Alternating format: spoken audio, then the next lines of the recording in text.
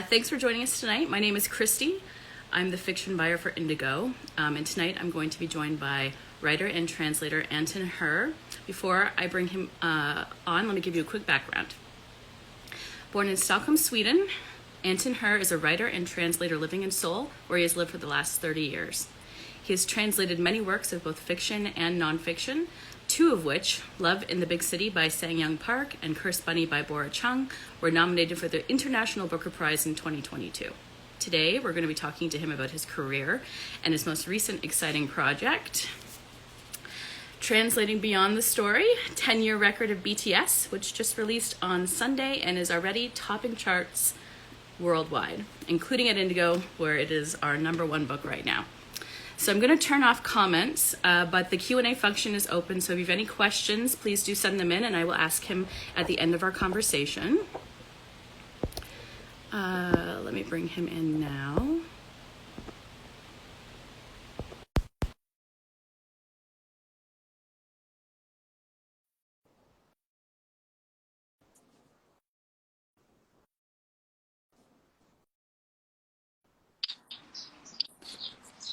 Hello. Hi, can you hear me? We can hear you. Yay. How are you doing? I'm good. I'm actually vacationing in Jeonju right now. I saw that online. Thank you even more for joining us on your vacation. That's awesome. Oh, no worries. Do you want to see the courtyard of the traditional house that I'm in right now? Yes, it's please. very, yeah, it's Wow. very fancy. Wow. We don't rent out the whole house. It's just that little room over there. I can hear the birds chirping in the background. It sounds like a wonderful escape. Yeah, what you can't hear is the mosquitoes biting, but I think we will manage. Hopefully that's okay at night. You have one of those tents that cover the bed. Oh, we have the Korean mosquito vapor thing, so we're good. Okay, great. Well, thank you so much for joining us, especially on your vacation, as you've noted. Everybody's really excited to talk to you about your career and your book. I had lots of my Army friends talking to me about what we should be asking you because everybody had so many questions. So hopefully we'll be able to get through them all in the time that we have. And then, as I noted at the beginning, we'll take some questions from the people watching at the end, if that's okay with you. Yeah, sounds good. Awesome. So being multilingual gives many opportunities for lots of different jobs. So why did you decide to become a literary translator? I love books. That's what it comes down to. I love reading books. I love talking about books. I love, and I wrote a book. I wrote 2 books. One's coming out in Korean, one's coming out in English. So I've always loved books, and I guess I've always been bilingual. So when it came time where I was pretty established as a freelance translator, I thought, well, I really love books. Why don't I translate books as well? So that's how I just kind of and then I kind of fell into translation, but I had to work really hard to become recognized as a literary translator. And I guess that's how I started doing what I do. Well, I mean, the recognition has definitely come. So as I noted in the intro, 2 of the books that you translated last year were up for the International Booker, including Cursed Bunny, which I absolutely love, all the stories here. What was that experience like when you heard that news and went through that entire process? I thought it was a prank because I'm not the first person to be double longlisted, but I didn't really know that much about the history of the award other than the fact that Han Kang and Deborah Smith won it for The Vegetarian in 2016. So we knew that, a Korean has already won this award. But I got the notification for Cursed Bunny first, and then I was like, oh, yay! And then was feeling very good about myself, and then got a notification for Love in the Big City by Sang-young Park being nominated, and that's when I thought, oh, is this a prank? Was this a prank all along? I think it was Julian Barnes. I keep thinking it could have been another writer who someone pranked this very prominent British or Irish writer for that they won the Nobel Prize, and then they told all their friends, and it turned out that it was a prank.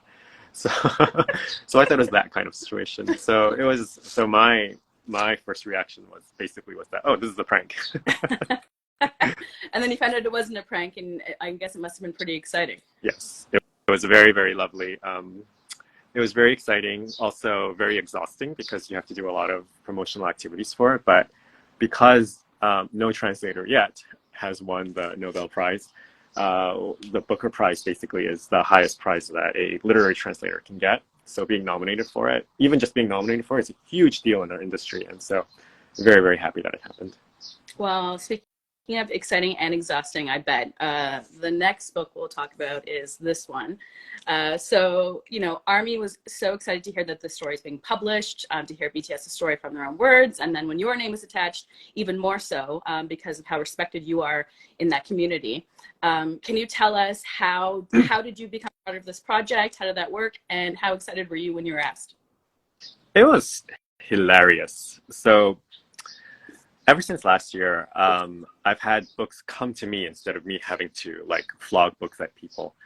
And so I was still in this mode of having to sell my own books. And so I was contacted by Flatiron, the editors there, who were saying, "Oh, we have this, you know, book that we can't really tell you what it's about because there are NDA involved, but it has to do with a celebrity, and we would like you to consider translating it." And then I was like, "Oh, okay." And I thought it was Sonungmin's book. So he's that soccer, or should I say football player in the UK. We say soccer over here. Yeah. Okay. Great. Soccer player at Tottenham Hotspur's soccer club in the UK. And he wrote a really good book. I really like it. And I was very excited to translate it, but like there's been some, you know, publishing, very, very complicated. So I thought, oh, finally, maybe we sold a Sonungmin book. Like I couldn't even dream of like, you know, a book, which is silly because BTS has already written a book, essentially like the Wings book. Yeah. But for me, it was like, oh, I couldn't even dream that it was BTS. And so I was like, "Ooh, okay, I'll do the Sonungmin book." And then, you know, when you get the NDA and the name of the artist is on the book, and I'm like, "What?" But before we knew who it was, like the way that our editor at Flatiron, I don't know if I'm allowed to say her name, but our editor at Flatiron was telling us was, "Hey, so Anton, like we love your work. We want to work with you. There's this book, it's like 400 pages." And I'm like, okay, that's a long book.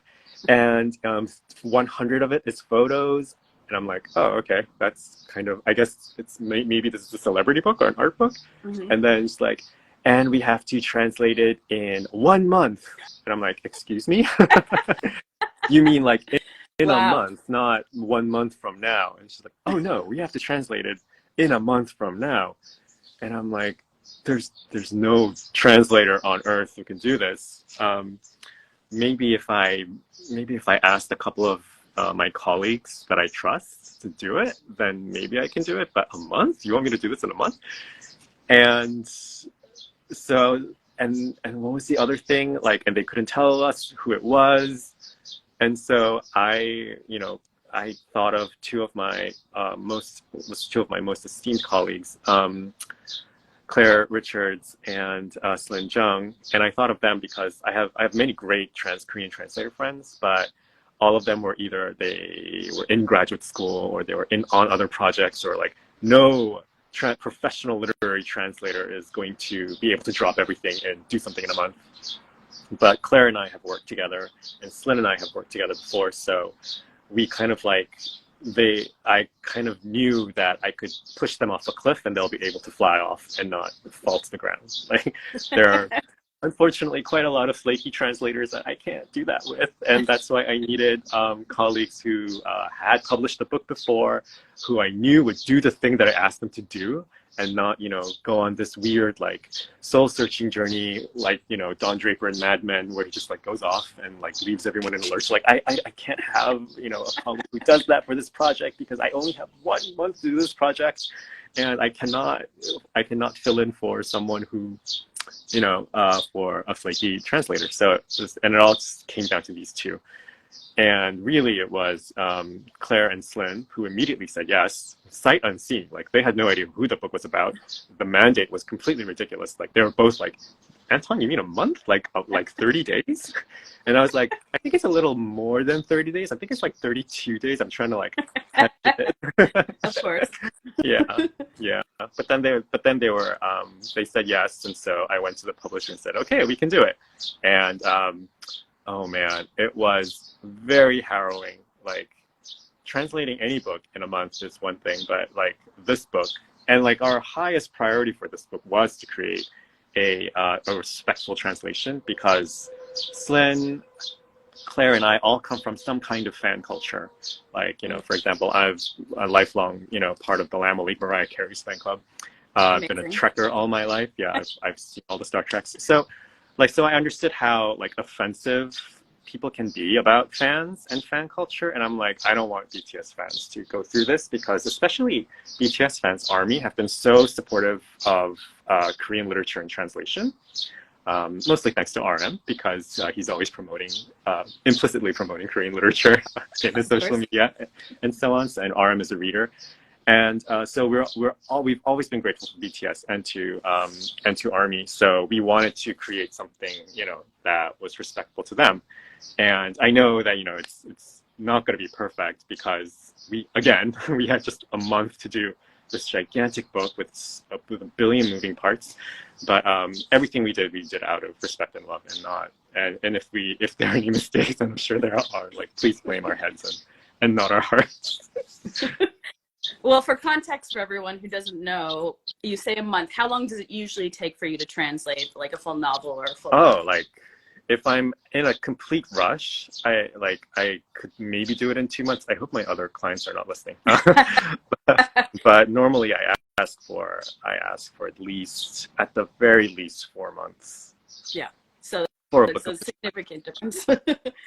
Absolutely. I to this day I don't know how I pulled it off. Because the book was, the other thing was the book was being written as we translated it. Like, it was not complete. So we were, so for most of March, like the last chapter, for example, was not written.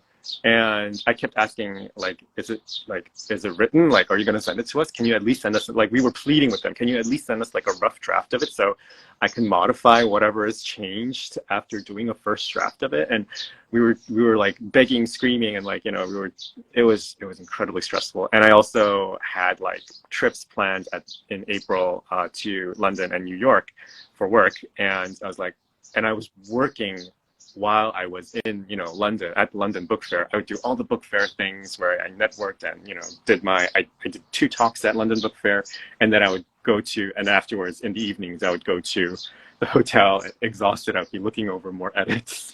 So yeah, it was very harrowing. It was harrowing for Claire as well. I think Claire got sick. Oh God. After she submitted like her parts of the draft, and I just felt so guilty. I was like, oh my God, Claire, did I make you sick?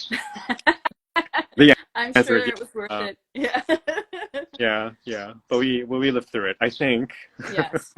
Well, I mean, we're very grateful for your hard work and getting it done within a month, so it's in our hands in time for Army Day. And so obviously this fandom, and as you noted, many other fandoms are you know, very passionate about what they love. And Army is really known for our translators. You know, we have a lot of people who are translating, doing hard work translating for no money, just for the good of spreading BTS's words and letting everybody know what's going on. Not only their words, but cultural context for what's happening. Did you feel an added pressure because there were already so many translators out there who had been translating their work? Or was that not something you thought about? So it's absolutely, like, Army translators, you know, they hold up the sky, frankly. Yeah. They've been so instrumental in making just BTS accessible to Army all around the world. For me personally, I find that one of the biggest appeals of BTS, of course, their music is wonderful, and, you know, their choreography and all of that is great, but it's also the fact that they're so approachable by fans, and they've made great effort within the constraints that they're given to do, you know, live broadcasts with fans, and, you know, take fan questions and interact with fans and listen to the fans. They listen to their fans a lot. Like, basically all of their albums most of their albums are basically like reactions to what fans are going through, what Army is going through, and are gifts to Army. So it is essential for them to know, what ARMY is thinking, and for ARMY to know what BTS is thinking. And a huge part of this has been ARMY translators doing the work in between, like mostly uncompensated. Yeah. And so there is a really big, like, built up work for, of, you know, for example, ARMY, like, you know, of BTS terms and all of that. And like, we would reference it. I mean, we, as translators ourselves, we have to make our own decisions, and not everyone's going to agree with every decision we made. But that was, yeah, the ARMY translators were a huge help. They also created this culture of translation around BTS, where we translators have to do a little less work of explaining ourselves, because, you know, I think BTS fans, ARMY have now a very, very, like, sophisticated understanding of literary translation and of translation in general, and that's thanks to ARMY translators, like, doing all of that work, like, for years and years and years. We've like, Claire, Slyn, and I have, like, had so much support from ARMY, and in a way that I really don't get from my specific part of the industry, where when it was announced that we were doing it, inadvertently announced, by the way, like, we, I guess, Yes. Thank you, Taylor Swift fans, for forcing our hand. When it was announced that we were doing it, like, the support was overwhelming, and I'd already experienced that with I Want to Die, But I Want to Eat Tteokbokki, written by Baek Se-hee, which RM had recommended. Yes, and it's now out in paperback. Yep. Please get it at Great. your local Indigo bookstore. Yeah. So I'd already experienced that, because when I announced that I was translating that, like, ARMY from around the world were messaging me and, you know, mentioning me on Twitter, like, thanking me for, oh, thank you for translating this book, because we really wanted to read it because RM recommended it. So yeah. So for me, like, I didn't feel pressure so much as gratitude. Gratitude is really the correct word. There's so many things about translation that you can't really control. Like, I can't control how people react to my translations. I mean, stuff I've been hitting so far, but, like, I don't know, like, how that's going to turn. Like, I may suddenly not do something that is, for example, like, in fashion, or like, I make decisions as a translator every day that, you know, readers are not going to agree with. And for me, I've kind of, like, realized that that's fine. I think as long as we do everything we do with respect, that's what matters. And so even if, you know, a reader or, you know, an ARMY, like, looks at something and there's a mistake, they're going to go, oh, you know, it's a mistake. It's not because I was malicious. Yeah, So yeah, so I think, yeah, and we have ARMY translators to thank for creating a kind of a very sophisticated culture about translation. Yeah, and we have them to thank for that. So I feel grateful more than anything. And how familiar were you with BTS and with ARMY before you were asked to do the book? Were you ARMY before, or did you have to do any sort of research on the group before you went into the project? Oh, I have to be ARMY. Like, you know, so when I was growing up, so I grew up in the 80s and 90s, so this was before the Korean wave. Like, I graduated from high school just as the Korean wave was happening in the 90s. So I never got to experience, like, you know, my friends overseas. Like, and I also grew overseas, like, for half of my childhood, and for the other half I grew up in Korea. So I went back and forth. And so whenever growing up, you know, overseas in places like, you know, Sweden and Ethiopia and whatnot, like, they don't know where Korea is. They can't find Korea on the map. But to have BTS, you know, and music is so, like, I love literature, but there's something about music that is just so universal and so important to culture. Yeah. And so immediate, something that translators, a kind of immediacy that translators can only dream of having, that writers can only dream of having, you can convey through music.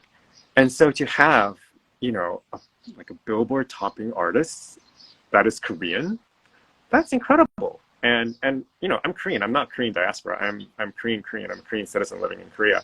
I served in the Korean army, just like, you know, the boys are doing now. So for me, it's, oh, these guys are, you know, they're like me, but they're much better looking, much more talented, but they're like me, and they're, you know, and they conquered the world, and that makes me, and so for me, it felt, their success just always felt very personal to me. So of course I was ARMY, I was very supportive. And then when I Want to Die, But I Want to Eat Tteokbokki happened, I just saw how nice and kind and generous, you know, ARMY was as a fandom, as a fan culture. And I thought that was just so lovely. And so I had also, before we did this book, I knew that this was, this was a book that I wanted to do, because like because again, if you look at the conditions that we were presented with this book, like you have to sign an NDA, you have to kind of, you have to do it in a month. The book was being written as we were translating it.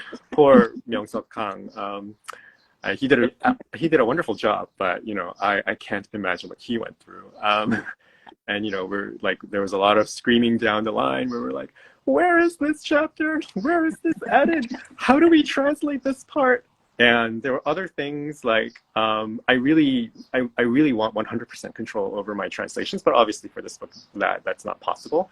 And one of the factors was that the lyrics, we weren't allowed to translate the lyrics. Like they had to be the official lyric translations that came from the rights holder.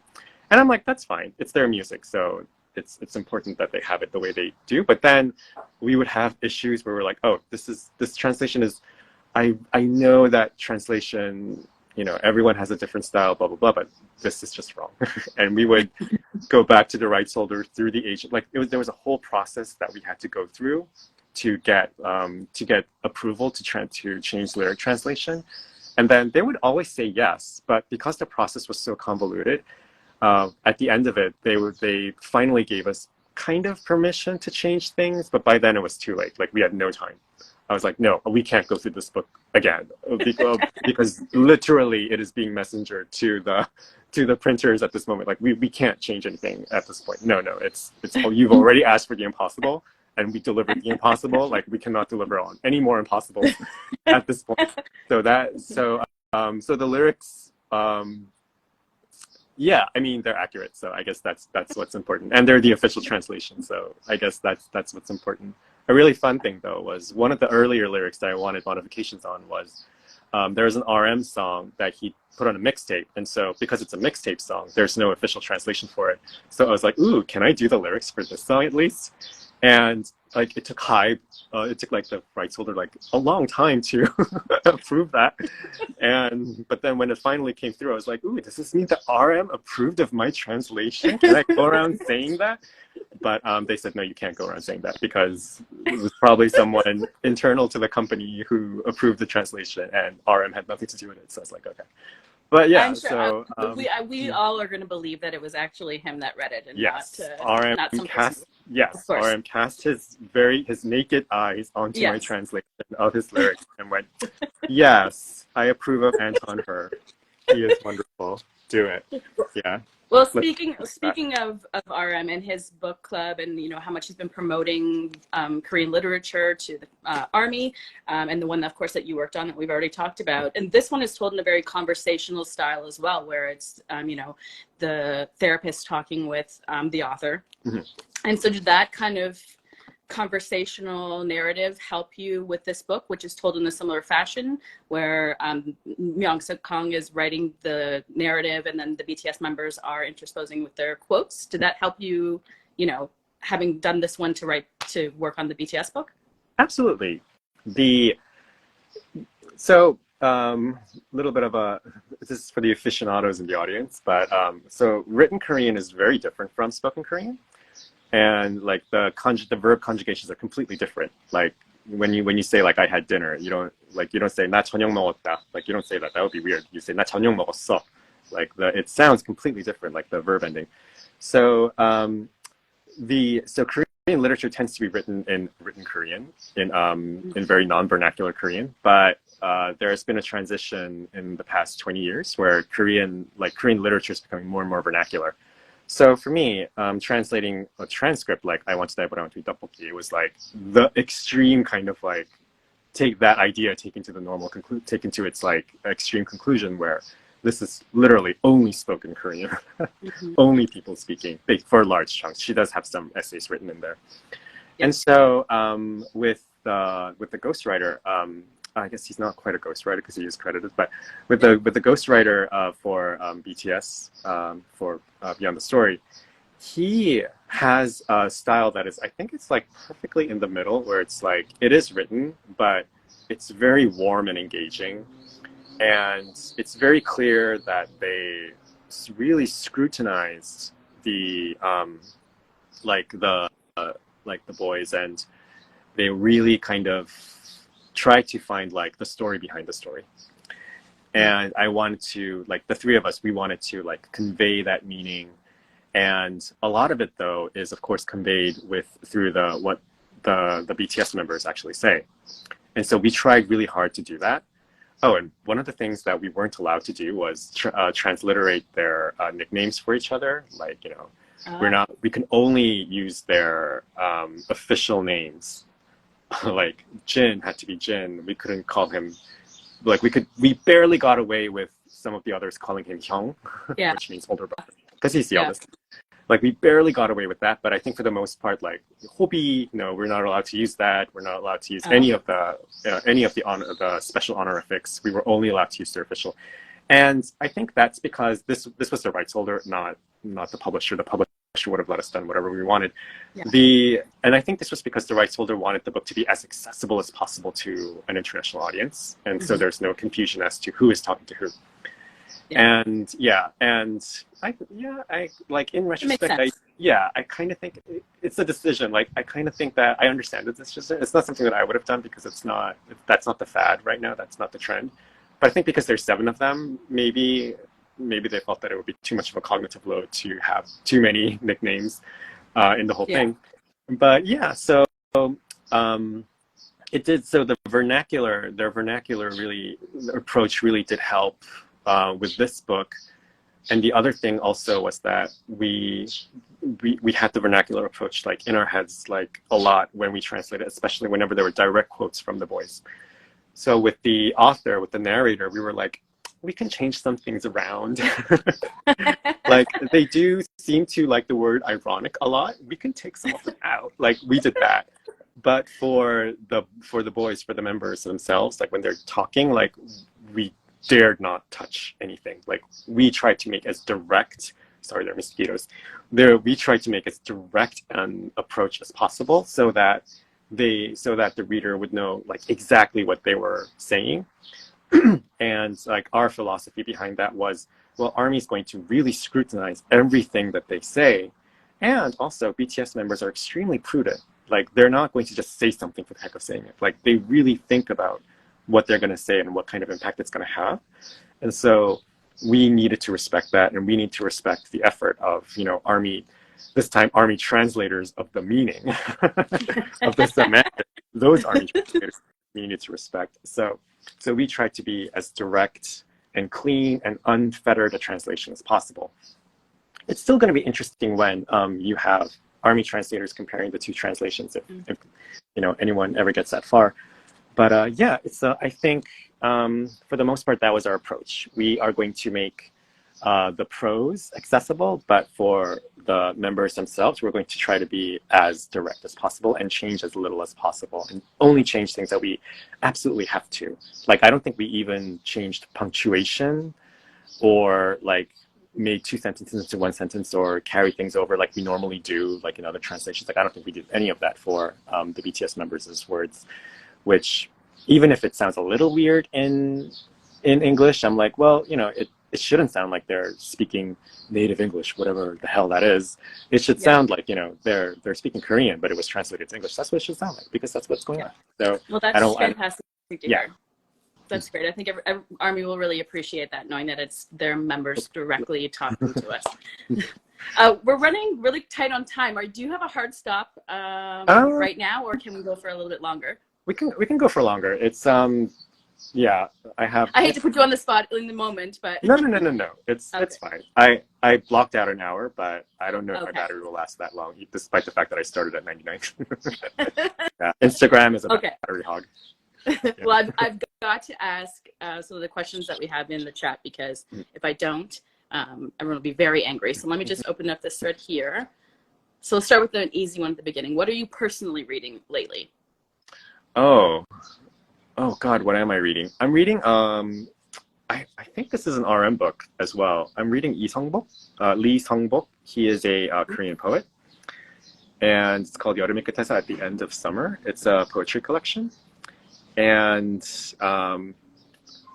it's so I'm publishing one of his books in September. It's called, God, what is it called? Indeterminate Inflorescence from Sublunary Press. And it's basically a manual on how to write poetry. And I kind of like, if I could ask RM one question, aside from the do you approve of my translation question, the other question I would want to ask is, have you read Indeterminate Inflorescence, like the Korean version, One Haso? Because I feel like he has.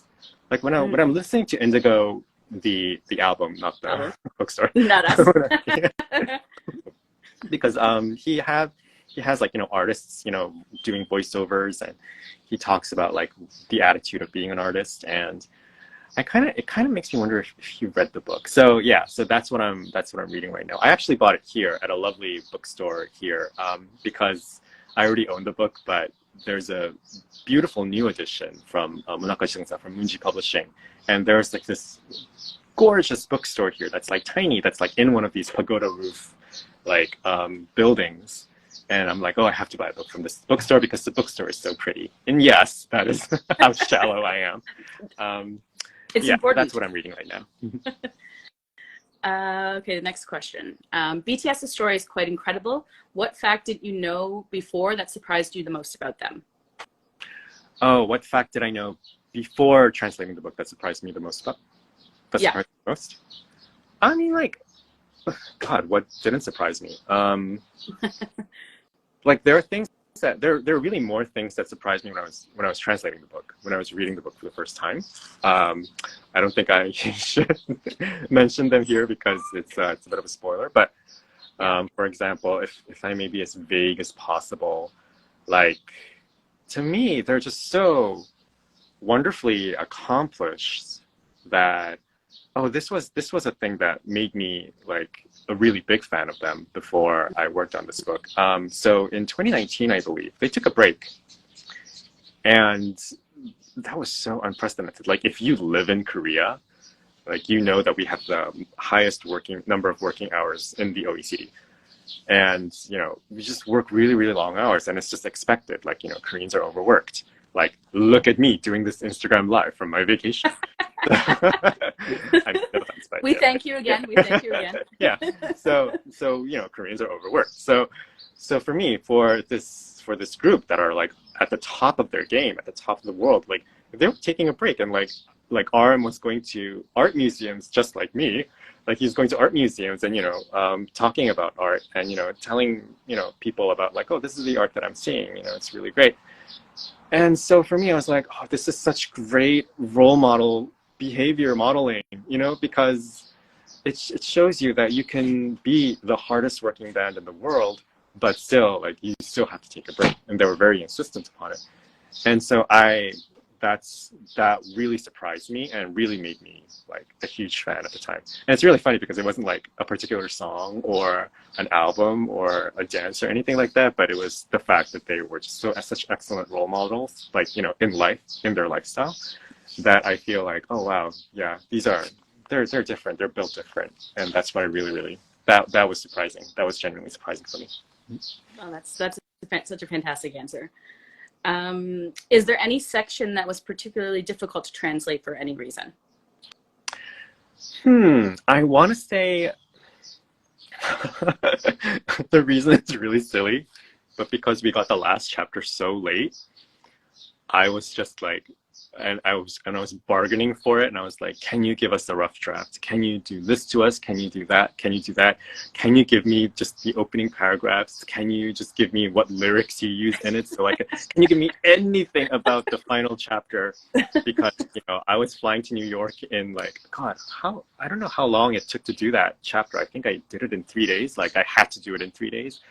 So that was really hard. It was not so much the stress of actually translating. Like, once I got the chapter, it was a big relief, but it was like, am I going to be able to, are they going to send me the book in time? Like, am I going to do it on the plane? If I'm translating on the plane, what if someone sitting behind me sees what I'm translating, and that breaks my NDA, and, you know, it breaks, you know, Army Internet? Like, because bear in mind, when we were translating this book, like, this book did not exist. So it was not announced. No one knew that they were writing a book. Like, you know, and indeed, when it was leaked, Taylor Swift fans thought it was their book. So, Hmm. so bear in mind, like we were so like the secrecy was like extremely so. Oh, I guess so. The secrecy and the speed in which we had to do it, that was the hardest thing. Yeah. Emotionally, though, like translation itself for me, like I love translation. So and you know, and I love BTS. So like it wasn't like that hard emotionally. Um, I think with my one of my chapters that I did, we divided by chapter, but I think I did when I did the last chapter, there are some parts about. Oh, this is a spoiler. Maybe I shouldn't say it. But there were some things that surprised me. I was like, oh, I was very moved because I didn't expect you to feel that way about yourself because they get kind of vulnerable. So, which I mean, which they do outside of the book, Yeah, they do. of course. But Yeah. but that was like, oh wow, you're going on the record about this, and so that was really moving for me. So I think that was, and I very painstakingly translated that part. so so if that was something that was difficult, maybe that's difficult, but We'll have to ask you that in like a couple of weeks when everybody has had a chance to read it and go mhm. through it, and then the chance of spoilers are less. Um, so a lot of Army are taking the time to learn Korean because of BTS, Mhm. and I think some people are using Duolingo, some people are learning on online courses. Mhm. What do you think is the best way to learn Korean? Oh, the best way to learn Korean is to come to Korea. Yeah. I know not everyone can do it. But the thing about language is that you have to see how the other person reacts. So you have to have a very expressive teacher, maybe a friend who is not, you know, dead in the face, a Korean friend who is very expressive. Um, I think that's really the best way for it to be a living language, and for you to be able to see the reaction, not just like the verbal reaction of oh you did good, like oh I understand you, but also just like their facial reaction as to like because when you say something wrong, like you can see it in their face, so that you can like modify what you're saying according to that. I think that's like the most important thing about like spoken Korean. As for what is it? As for written Korean, like I'm sure that a lot of Army like they are looking at, you know, lyric translations and trying to study lyrics, but song lyrics are actually the hardest thing to understand in any language. Yeah, Yeah, it's like my like dad, poetry, I guess. yeah, yeah, like my it's somehow like sometimes it's worse than poetry because like my dad, he understands poetry very well in English, and his English is excellent. But the one thing to this day that he can't understand is when he's listening to the radio and like you know, I don't know, Celine Dion, some English singer is singing, someone with very good diction, even though they're like, oh, I don't understand what they're saying because the stresses are all different. And Yeah. so yeah, so I think lyrics are actually maybe not the best.